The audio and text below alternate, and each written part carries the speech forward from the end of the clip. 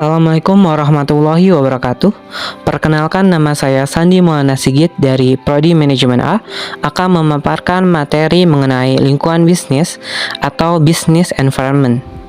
Kita mulai dengan pengertiannya terlebih dahulu.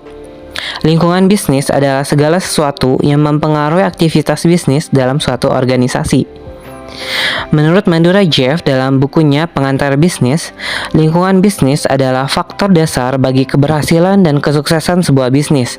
Tanpa adanya lingkungan bisnis yang stabil, maka bisa dijamin sebuah bisnis tersebut akan mengalami sebuah kemunduran bahkan kegagalan. Selanjutnya adalah komponen-komponen lingkungan bisnis. Lingkungan bisnis juga dapat diklasifikasikan menjadi dua bagian.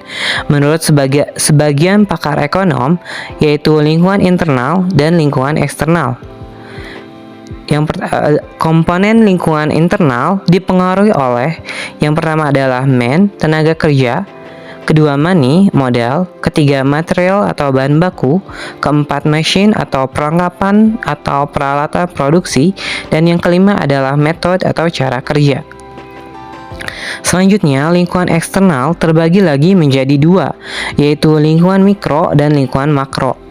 Faktor-faktor yang mempengaruhi lingkungan mikro meliputi pemerintah, pemegang saham atau shareholder, kreditor, pesaing, publik, perantara, pemasok, dan konsumen. Kemudian lingkungan makro meliputi lingkungan ekonomi, lingkungan teknologi, lingkungan politik hukum atau pemerintahan, lingkungan sosial kultur, lingkungan global, lingkungan bisnis, teknologi, dan informasi. Selanjutnya adalah sikap pebisnis dalam menyikapi lingkungan bisnis yang semakin dinamis.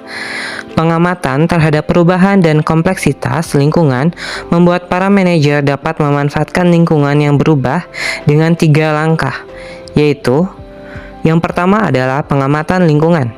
Pengamatan lingkungan adalah meneliti lingkungan terhadap kejadian atau masalah penting yang mungkin dapat mempengaruhi suatu organisasi.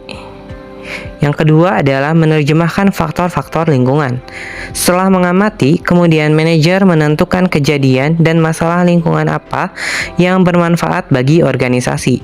Biasanya manajer menerjemahkan kejadian dan masalah sebagai ancaman atau kesempatan. Jika menerjemahkan sebagai ancaman, maka ia akan berusaha melakukan suatu langkah-langkah untuk melindungi perusahaan. Jika manajer menerjemahkan sebagai kesempatan, maka mereka akan memanfaatkan kejadian tersebut dengan mempertimbangkan strategi alternatif untuk meningkatkan kinerja perusahaan. Selanjutnya yang ketiga adalah menghadapi ancaman dan kesempatan. Setelah pengamatan dan menerjemahkan sebagai ancaman dan kesempatan, maka manajer dapat melakukan suatu peta keterkaitan atau cognitive maps, merangkum hubungan yang didasari antara faktor-faktor lingkungan dan kemungkinan tindakan organisasi. Dari berbekal informasi yang dirangkum tersebut, maka manajer dapat mengambil tindakan untuk mengurangi dampak dari ancaman dan menggunakan kesempatan untuk meningkatkan keuntungan.